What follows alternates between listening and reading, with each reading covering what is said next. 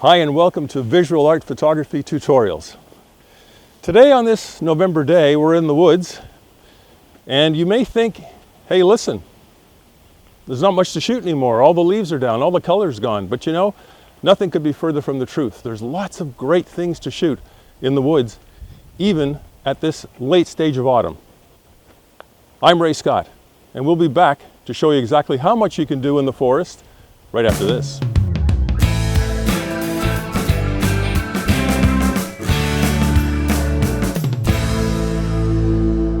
So before we get underway today, I'd like to say a really big thank you to all of you who subscribe to the channel. It's really appreciated. And for those of you who haven't subscribed yet, please do so. You'll be joining a growing group of extremely enthusiastic and talented photographers.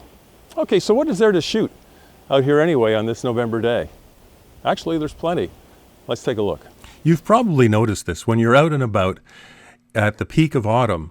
There are a lot of other photographers around taking pictures of the beautiful leaves and so forth, which is a great thing. But when you come out in the late autumn, there's nobody around. And that's exactly what happened on this day in November.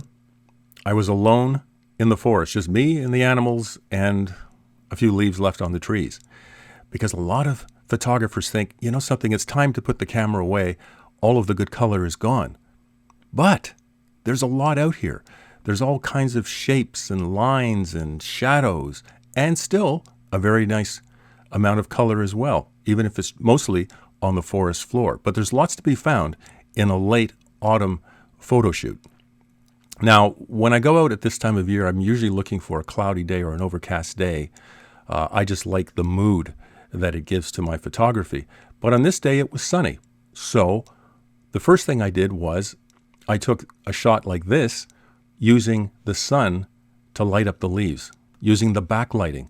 And how you get the starburst effect with the sun, by the way, if you don't know, is to set a small aperture on your lens, say f/16 or f/22. This particular one was shot at f/22 with a wide-angle lens, and you'll get that starburst effect.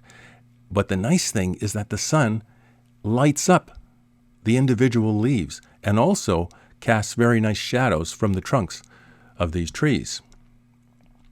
Also, you can take a shot somewhat like this, and you've got this gully going through the forest. Not much in the way of color, but you have lines and you have a feel. In this particular part of the forest, really, there were no leaves on trees at all, really. This pine tree, I think what makes this image is this branch going across, and then the other branches up here. I mean, that's what your eye is attracted to. It's almost in silhouette, not quite, but this foreground trunk is dark, and then you have this going across. And hey, to me, it makes a bit of a mood.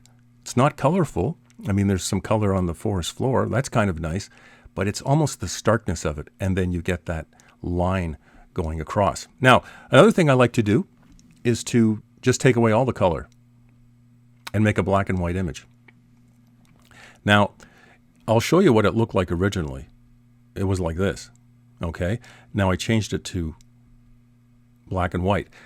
The other thing I did, and it's just a purely personal choice, I'm starting to like black and white images that are square. So I changed the format. I cropped this image down so that it would be square. It's just something I'm getting into. I kind of appreciate black and white images that are in the square format. They look nice when they're framed. Just a personal opinion. If that's not enough for you and you want to do a little bit more with it, that was just a case of colorizing it. In a future video, I'm going to show you how to do it if you're not sure how to colorize parts of an image, but that's for an upcoming tutorial.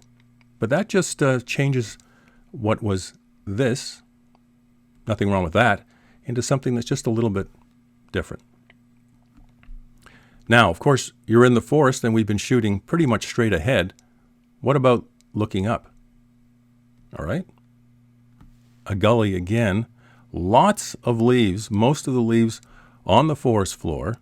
And you know something, in a week or two, there won't be any leaves up here at all. They'll all be down. And then it'll be really stark. And then I'll probably come back on a cloudy day and it'll have a completely different mood. But right now you've got the sun shining brightly, you've got the starburst effect with an f/22 aperture, and that's the image. Now, of course, what I like to do when I'm in the forest is I love to look down, because now you're going to see what's going on the forest floor. And in this particular case, you have this rotten log, which is starting to grow fungus. And that can always be a very interesting thing, and you can work it from all kinds of different angles. This particular shot I liked because it had a little bit of form here, you know, as the fungus went like that, a little bit of form. But be on the lookout, if you're in the forest, for something called beefsteak fungus, which can be found especially at this time of year. I go to forests to look specifically for this fungus, because if you get it at the right time, you'll see something like this.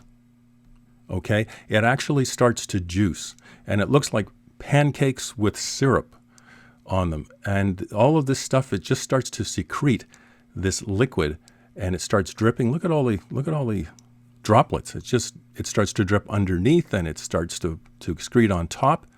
And like I said, it looks like pancakes and syrup. And it's coming right out of the bark. This is the bark here, back here. And it's called beefsteak fungus, but you really see it only at this time of year where this might be happening.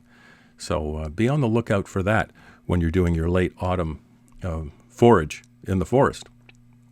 Now, here's something else I like to do. Add a glow to the image. Okay, this was the original image before I showed you the black and white and I cropped it down to a square. Well, this was the original image. And then I added a glow to it. Now, actually the previous video in Neighborhood Photographer dealt with adding glows to photos. So if you're not sure how to do that, or you'd like to learn how to do that, just click on that banner up top right now, and it'll take you to that video, and you can see how to add a glow to your photos. It really adds a lot of depth and richness to your images. Same thing here. And of course this one, your eye goes directly to this part of the tree in the back.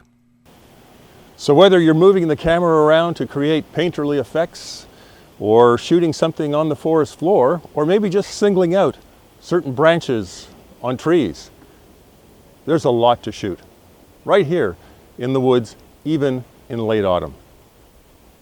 Until next time, I'm Ray Scott, reminding you that it's not what you see, it's how you see it. And I'll see you soon.